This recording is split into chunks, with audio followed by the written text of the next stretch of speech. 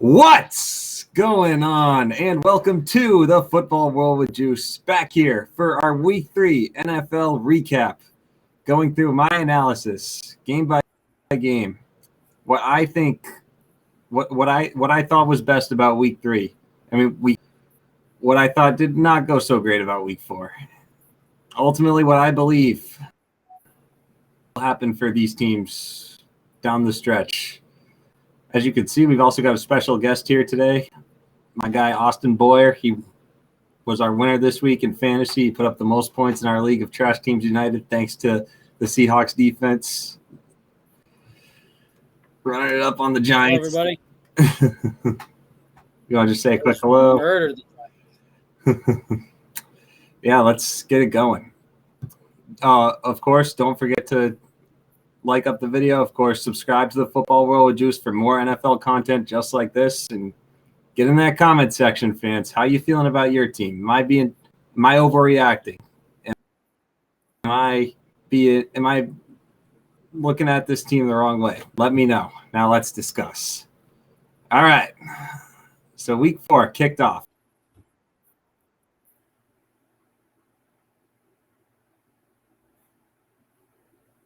Oh, short. And I gotta say,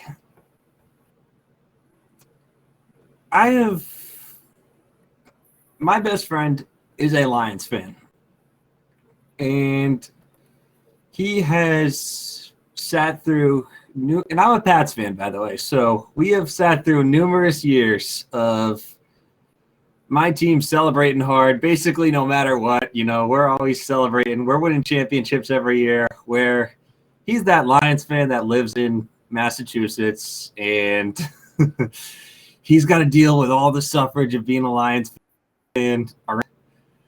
The most spoiled fan base in the world. We'll talk about the Patriots later, but they are like around the most spoiled fans in the world. And now here it's finally different, where, man, the Lions, they are legit. Would you agree, Austin? The Lions this year, I would say they are. Yeah, they're definitely legit. Yes. I think they're going to win the division. I think they should too. I think that's fair to say. I think this game on Thursday proved that they are the favorite to win the division. The division is theirs to lose. I mean, I do like the Packers. I like Jordan Love. I like what I've seen out of him, but I don't know. I mean, the Lions are just Montgomery. Hey, Dad.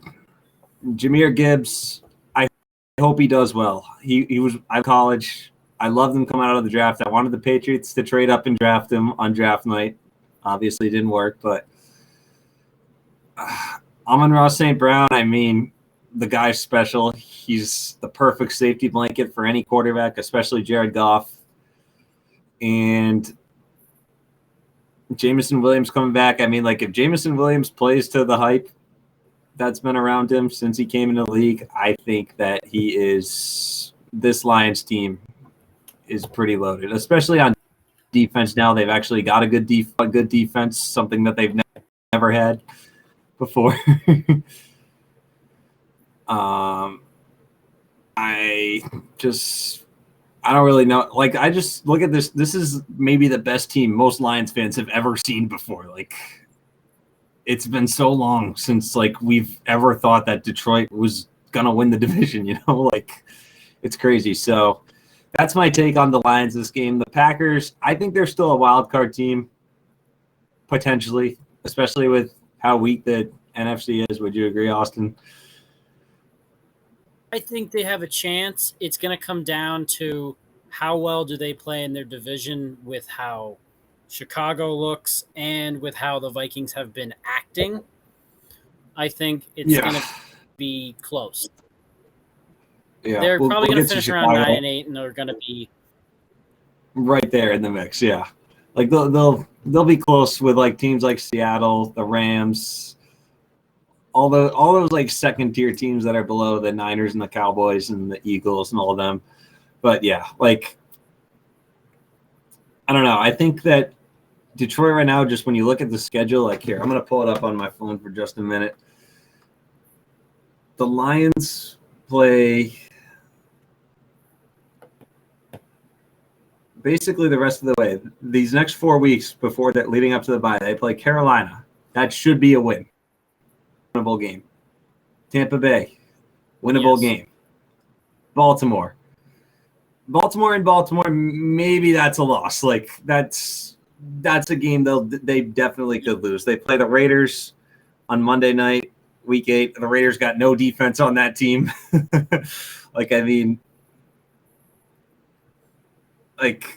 This team should be. They have no reason to be 6-2 at the bye. Like they'll be 8 games in. They have no reason to not be better than 6-2. And then like after it, really, they play the Bears twice. They're the worst team in the league. The Chargers, they have the worst defense in the league. The Packers, they just destroyed them. Denver, another very bad team. You could argue they have the worst defense in the league too and are one of the worst teams. Like basically the only team and then they play the Vikings twice. The only real team that they play the rest of the way really is Dallas. So like, I mean, I think that this Lions team is very loaded. They are very dangerous. They have no excuse to not win double-digit games. But yeah. Yeah. They should easily get to 10 wins for this season, especially after the 3-1 start. Yes. I agree. All right. Now we're going to move to Sunday's out. We're going to start it with the Jags. I want to say one quick thing about both the Falcons and the Jags. They played in London on Sunday. It was a Toy Story themed game. I thought that was kind of cool, not going to lie. I mean, I love Toy Story growing up as a kid. And I think that Jacksonville, like, people are kind of writing them off a little bit because they got blown out by the Texans the week before. I think that this was a good bounce back for them.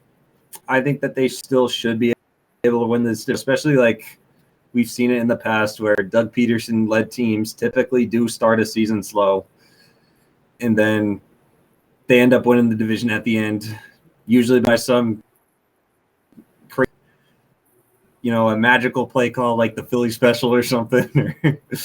But I mean, they ran the ball decently in this game. Trevor Lawrence looked phenomenal. It was a bad game for him. Christian Kirk finally had his big game this year. Calvin Ridley, revenge game right there. He scored a touchdown against them. I think Houston looks good. Like CJ Stroud definitely looks like the best rookie so far, but like I think that Jacksonville still should be able to win this division. They should. There's no reason for them not to. But yeah. And then looking at the Falcons, I want to say one thing about Desmond Ridder. The guy's terrible. Like,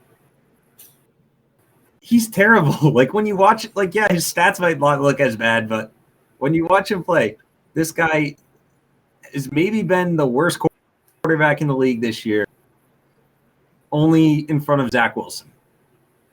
And I mean, Zach Wilson actually played well on Sunday night, so who knows, but yes.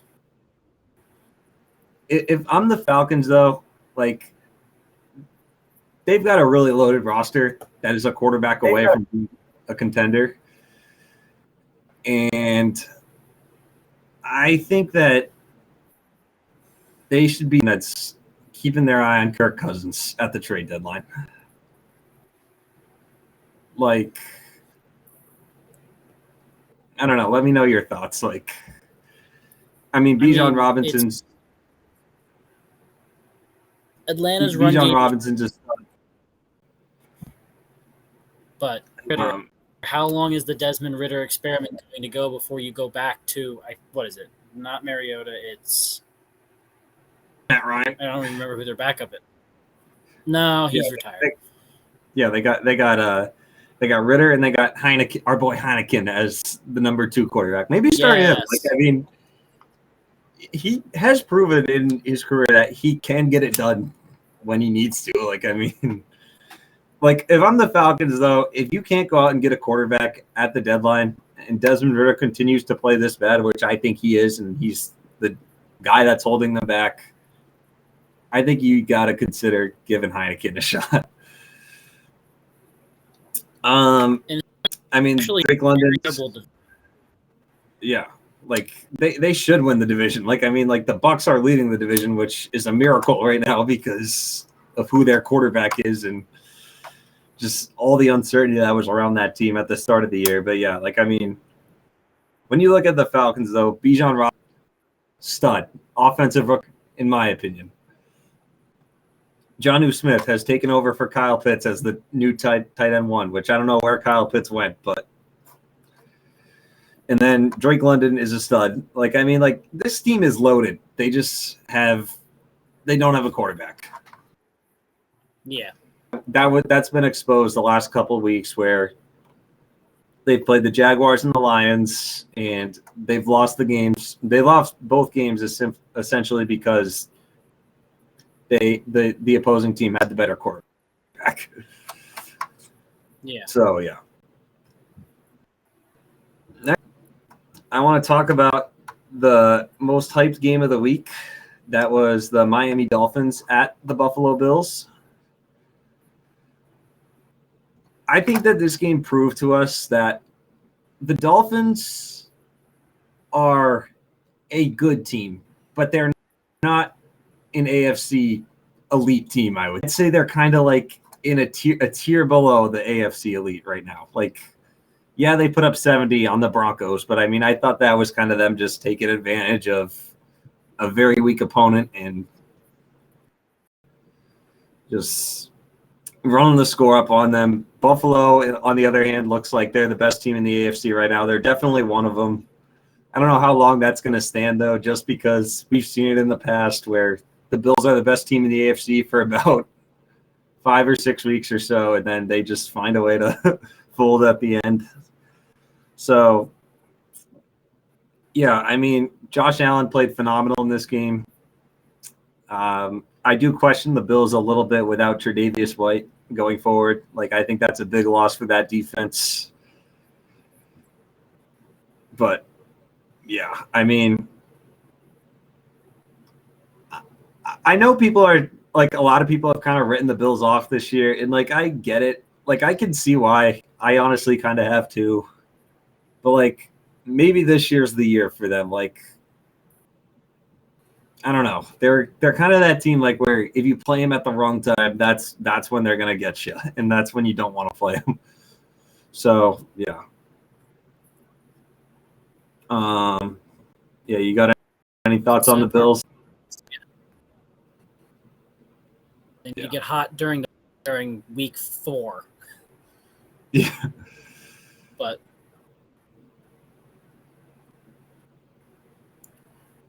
Miami's a good team as the 5th team in the AFC. Probably be that first wild card team. Mm-hmm. Yeah, they'll probably be they'll be right there. They're just I think that we saw last year with the Dolphins too, like where they started hot, like they started I think 8-2 or something, and then teams started to figure them out towards the end of the year, and why they stumbled their way into the playoffs and still almost managed to beat the Bills, which was a miracle. But yeah. Next up, I want to say last year, Tua hurt half the year. Yeah, so, that too.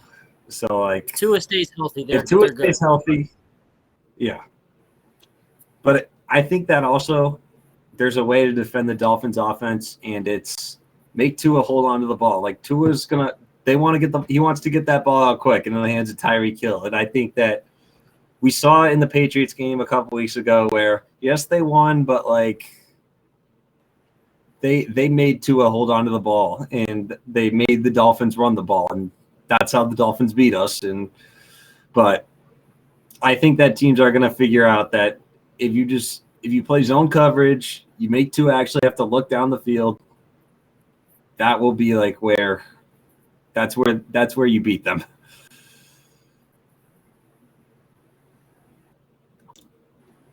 Next up,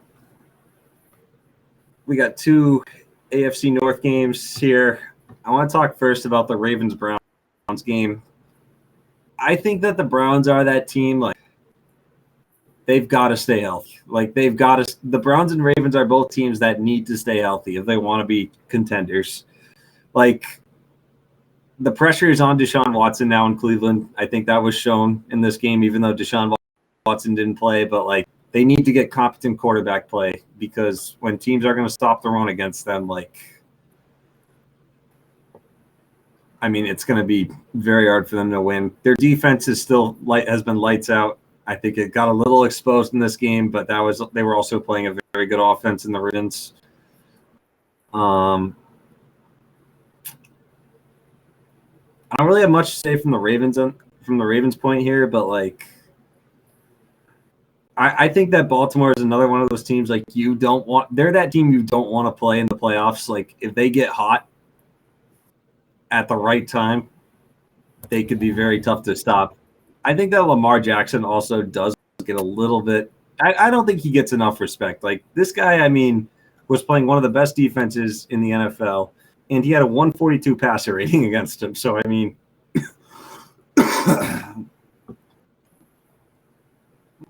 I just think that all the talk about, he's a running back who occasionally throw the ball. Like, this guy throws the ball on an average 30 times a game. Like, and he still completes about 70.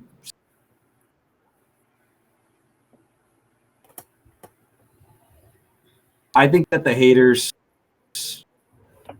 want to say that he's just that occasionally throws the ball, but that is not the case here, I don't think. But who knows? No. Next up. Yeah. Next up, I want to talk about the Bengals and the Titans. I want to talk mainly about the Bengals, though, because it's been a shaky start. And honestly, I can understand why people are starting to write them off now because of how they've started, and Joe has been holding back. That's been very clear. If that's not obvious, then I don't know what to tell you. Like, I mean, he can't move at all. Their offensive line, he's got 3 number 1 receivers. He's got an improved offensive line that's still not great, but it is how it is. He's proven he can play with it. And he's still the reason that this team is what it is right now. Like, not because Jamar Chase is not getting the ball. It's not because T. Higgins doing anything. It's because of Joe Burrow. And I think that was proven in this game. And the fact that he can't really stay healthy with his leg, his calf injury is really limiting his effectiveness. The calf injury is going to plague him for the year unless he says, take a week off, let it heal, and if I can get back to 100%, then I can actually contribute to the team. Yeah, yep. What are they, 1-3, 2-2? I don't even remember what. 1-3 right now. But like, if I'm the Bengals too, they're playing the Arizona Cardinals this week. Like, I mean, the Cardinals, yes, are playing hard, and they're they're fighting in every game. This is a game they should win, regardless of who's the quarterback. And honestly, if I'm them, I'd give Joe Burrow a rest this week, like, just to play it safe. Or like, if they get up, because the Cardinals are just not, like, they had their Super Bowl 2 weeks ago against the Cowboys, and I think that now the Cardinals are just trying to possibly get Caleb Williams next year. And so if I'm the Bengals, get up big in the first half. Joe Burrow does not play at all in the second half. Like, you got to keep him healthy here at this point. Like, because we saw it last year, like, where in years past, where they've just had slow starts, usually because of a Joe Burrow injury or something. Joe Burrow coming back from injury. I think they got to get him right in this game. Like, if he gets hurt, even if he continues to get hurt this year, this team is not going anywhere, and it's probably going to hold him back. He's also the highest paid quarterback in the league, and he's not living up to the contract at all. But yeah. Yeah. And then up we have I just want to say one quick thing about the Rams and the Colts. Like, I wasn't really planning to talk about this game, but this is about one man that played this game, and that's it. It's not about the Rams and Sean McVay or anything, or the Colts. And like these two coaches that squared off in this game are both great offensive minds. I mean, Richardson did have a decent game here, but the one man I want to talk about in this game, not Puka Nacua, not Tutu Atwell. His name is Matthew Stafford. This guy is maybe the most disrespected quarterback of all time. And that continues to show throughout this year. Like, if the Rams make the playoffs, Matthew Stafford has to be MVP. Like, there is no quarterback in this league right now that you can just put on a bad roster, had his whole career pretty much, and he makes them look like he gives them a chance in every week. Like, if this guy stays healthy, this team probably could go to the playoffs, and he would have to be the MVP, because it always goes to the guy who does the most with the least. And Matthew Stafford has consistently done that his whole career and has gotten nothing for it. Like, I just don't think he gets enough respect. I think that he's got his Super Bowl. He's got multiple Pro Bowls on his – a couple – he's got some record-breaking passing seasons, especially with Calvin Johnson, one of the best wide receiver combos of all time. Like, I just think that his resume does not – it gets so overlooked. Like, when you're comparing it to a guy like Josh Allen's, for example, who has not won an MVP and has only gone to a couple of Pro Bowls but not won a Super Bowl at all or anything, not come up clutch in the playoffs. Like, you got to look at the respect that he gets, and you got to, like, what makes Matthew Stafford different here? Like, this guy won the Rams a Super Bowl. Like, he got traded to the Rams. He and Cooper Kupp won them the game in Tampa Bay that got them to the NFC Championship game. And then he engineered a game-winning drive against the 49ers in the NFC Championship game that year. Like all their playoff games that year were based off of Matthew Stafford game-winning drives. Like, I mean, like, it's just time to give him some more respect, guys. Like, come on, man. This guy's going to the Hall of Fame. He has to. I would hope so. He's had a rough career, and he's getting better with age. Yeah. Like, as long as he stays healthy, this Rams team, I think, will go to the playoffs. Like, honestly, like, they're getting Cooper Kupp back soon. They've got a number 2 receiver now. Like, I mean, just he's amazing. He's amazing.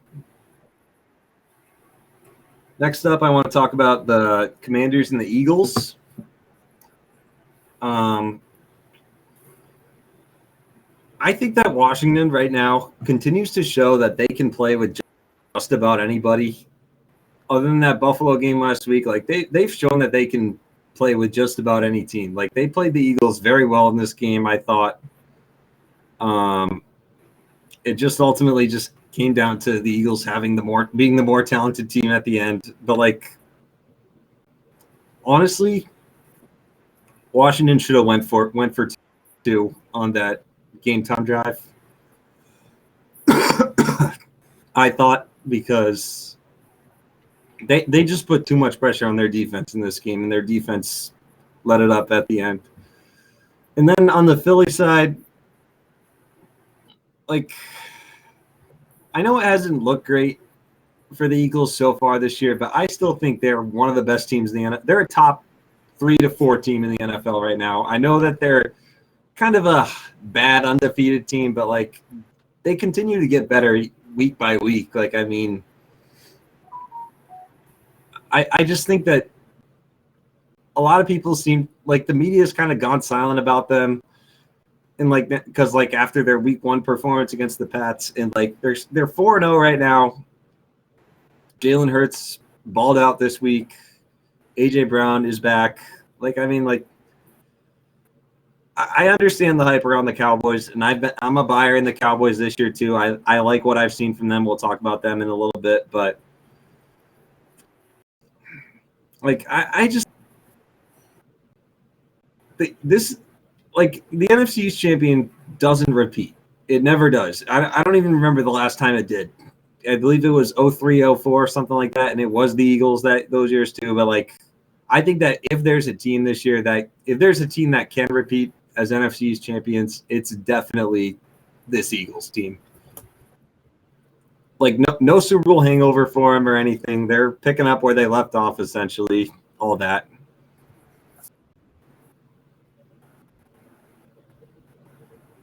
And Terry said, when is 4? Yep. It's 4-0 4. Yep. They're where they want to be. 4-0. They got a pretty manageable schedule. I don't know if any of you follow baseball, but I mean, the Phillies are currently thriving in the postseason. Like, Philly fans are getting up right now. Like, Phillies in the playoffs. The 76ers and the Flyers are starting up again. Like, hell yeah. Even got to be repping Philly right there. Philly doesn't talk about the Flyers. Yeah, right now Philly's up nothing against the Florida Marlins or the Miami. So. Oh, really? Yeah. But yeah, no. So like, I just think that the Eagles with those fans right now, like they are legit this year. Like they're not getting hit with the Super Bowl hangover like everyone thinks. So yeah. Next up, I want to talk about the worst game to watch this week. I mean, at least for me it was, but I don't know about anyone else that's not a Pats fan. I'm going to try to keep it short and sweet. It was a great win by Dallas. Like, they had a great game plan for us, honestly. But I have never seen a Patriots team, as a team, give up in a game. Not under Bill Belichick have I ever seen. Like, and I was born in January of 2002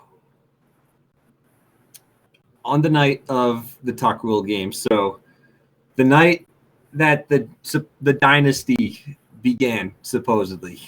So I was essentially born right into it. So I have never had to deal with my team suffering. And people that were born before me have. But this was a game I suffered. Like, I don't think I have ever sat through a game and just given up on watching after a third quarter because this game was so lopsided, and I think it all starts with the man named Bill Belichick. Not because of Mac Jones. Mac Jones did not play well in this game. I will admit that, and there's no going around it. But Bill Belichick, as the GM of the Patriots, has his young quarterback, 0 receivers to throw the ball to that can get open for those big downs that when they need a big play. 0 receivers. Like, this dude was scrambling on third down at like 4 or so because his offensive line is also putrid right now. Like, this Patriots offensive line is one of the worst I've ever seen. They got no run game right now for at least what they should have. And I saw him throw a pick 6 where he was running around, like, just trying to find somebody. He was open. He's throwing it across the field, and then the Cowboys defender keys it, and then takes it to the house. And I was just like, oh, come on, man. And then it's just, I'm tired of it. Like, I'm tired of watching quarterback who I liked coming out of the draft. I'm a Bama fan, so I mean, I wanted him to do well. I even run one of his fan pages on Instagram, so I'm a big Mac fan. But I mean, this guy just he has no choice but to suck on this team because he's got no receivers, no line, no nothing. Maybe this is a little bit of an overreaction because I have defended the Pats this year for the most part, but I can't defend him after this game. The defense, that's kind of unfortunate. All that happened. We lost our two best players likely for the year, which is very unfortunate. Hopefully we can get through that. We've typically done pretty well with dealing with injuries on the defense in recent years, so maybe that continues. We did just pick up J.C. Jackson today, so hopefully he can revive his career again here, but we'll see. And then if you got anything to say about the Pats, let me know. I mean, I'll take all the trash talk right now, but all I'm going to say is how much success the Pats in the past 15, 20 years, it's struggled bus city coming with how in Miami are playing and with everything around the Jets. New England's in for a rough show, and it may be time for Bill Belichick to go to the retirement home. I do think but Bill will never. Yeah, like I still think this team will be competitive down this. Like they won't be an easy dub for every team like they were for Dallas because Dallas is just a top 2 team in the league right now. But I think that they're definitely like they're a team like take them lightly. Like Dallas did not take them lightly at all, and they dominated this game. Like, so I'm not too worried yet because like we play the Saints and the Raiders the next two games. If we can't win both these games and be at 500 going into the bye, that's obviously going to be a terrible sign. It's off completely if we lose one of these next 2 games. But yeah, so a lot of Pats fans are giving up right now. I'm not fully giving up yet, but I can kind of sense what's coming. We'll see how it goes. And then about the Cowboys now, but I mean, I know what the Cowboys have been in the past, like where like they've, kind of been good in the regular season, always find a way to choke in the playoffs. The fans get delusional, all that. And I've got relationships to big Cowboys fans, and I hear it all the time, like, oh, look out, it's our year again. We can feel it. And then it never happens. But this year, I do think that this Dallas team is special. They are. Like, even without Trayvon Diggs, they still are. And I think that as long as they just stay healthy a little bit more, like they don't have 5 or 6 guys get hurt, they're fine. Like I think this Niners game that they're playing this Sunday night, which I will be live streaming on the channel, by the way, so don't forget to check that out. But I think that this is a NFC Championship preview right here. I really could see it. I mean, that defense is phenomenal. They're pretty balanced on offense. They do struggle to score in the red zone, which does scare me a little bit, but they find a way to score. They put up points. They don't let other teams score on them. They did have a little bit of a letdown spot against Arizona a couple weeks ago, but I think that was just a fluke. So, but yeah. So, Dallas, I think it's finally time to like just see this team and see that they are actually the best team in the league. Maybe like they're in the conversation for sure. So yeah, that's my take on the Cowboys. Next, we're going to move to Sunday Night Football. This will be a brief one because we're running out of time here, but the Chiefs and the Jets, I mainly just want to say one thing about the Chiefs. I'm not worried about them. Like they've had games in the past like where they've kind of just had a letdown spot against a team they shouldn't lose to. Like last year, I believe they almost lost to the Texans in overtime.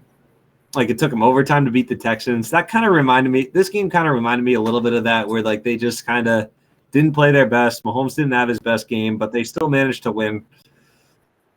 And I think that all the hype around the Kelseys and the Swifties. I mean, I loved watching the.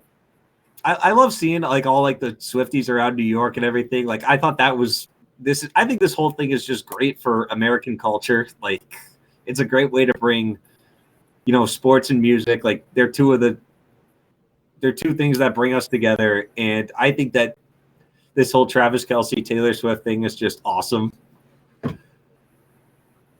Obviously, people will disagree with me, but like I thought it was just so cool seeing all the Swifties around New York on a Sunday night on NBC on Taylor's show. I mean, you can't beat it.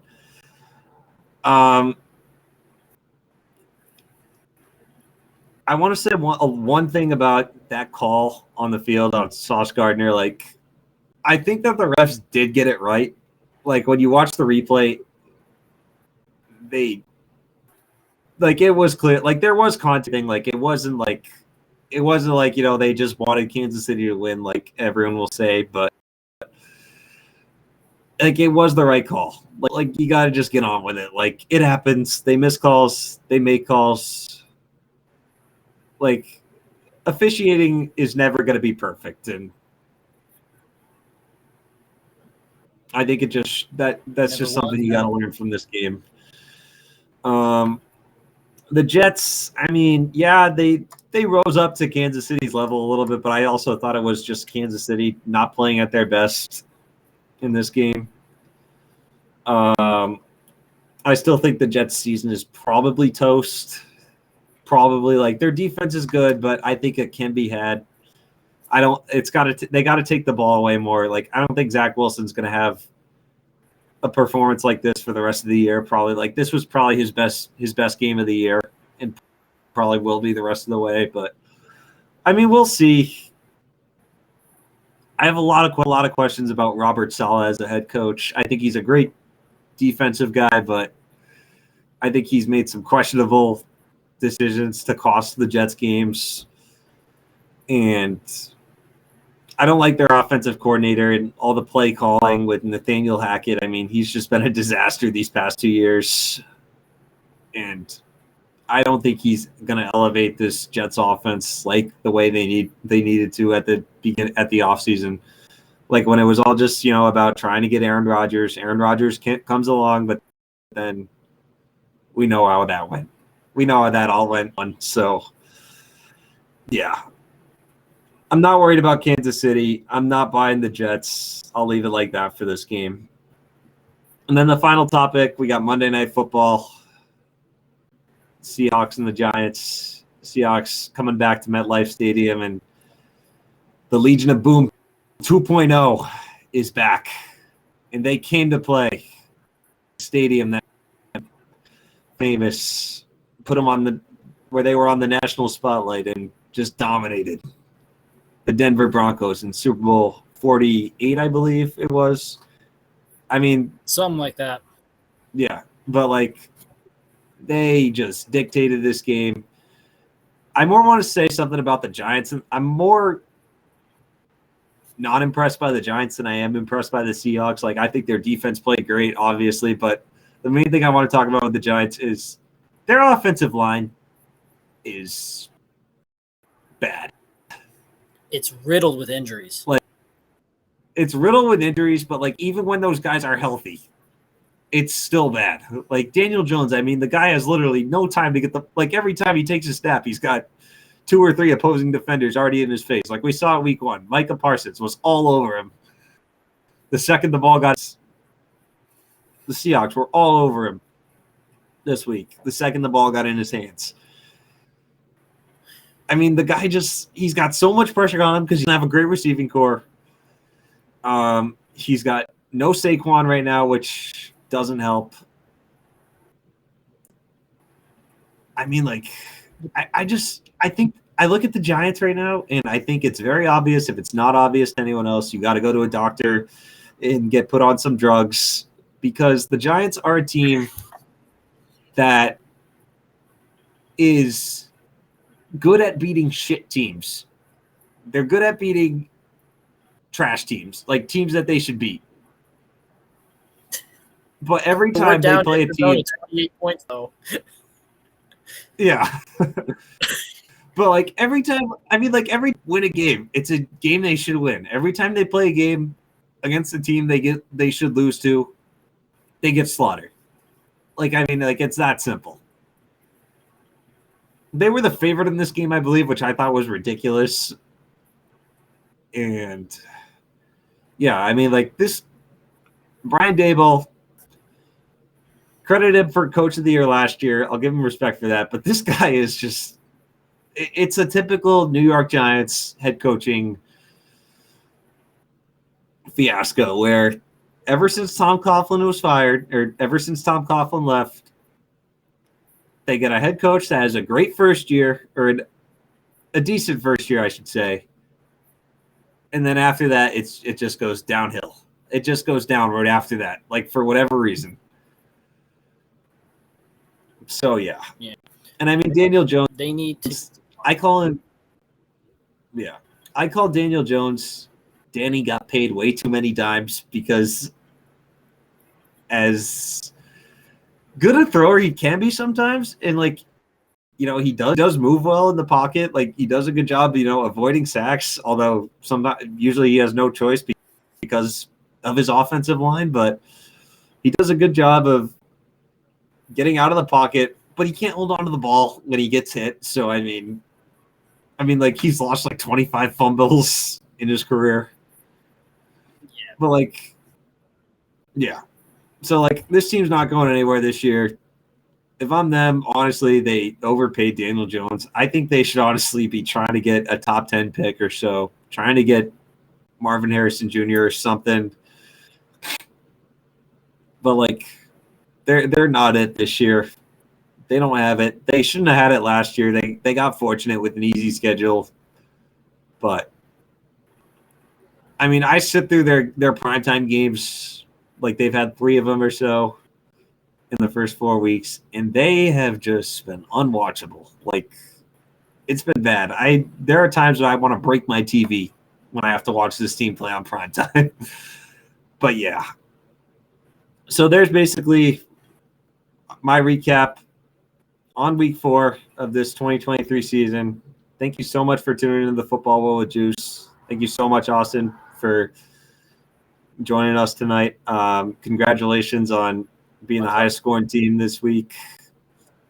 Get in that comment section, fans. Let me know what you think of my takes. Are they wrong? Are they right? Let me know. Subscribe to the Football World with Juice for more NFL content just like this. And yeah, we will see you in the next video. Peace.